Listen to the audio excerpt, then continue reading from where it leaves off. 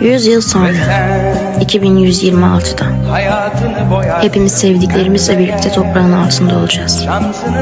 O çok uğraştığımız evlerde artık başkaları oturacak. Bugün benim dediğiniz her şey bir gün başkasının olacak. Belki birkaç yıl anılacağız, sonra hatıra bile olmayacağız. Amansız bir hastalığınız olmadıkça hayatta hiçbir şey için kendinizi tüketmeyin. Sadece bir kez verilen bu hayatı başkalarını memnun etmek için ziyan etmeyin. Her şeye sahip olmaya çalışmak yerine yaşadığınız ana sahip olun. Şükredin.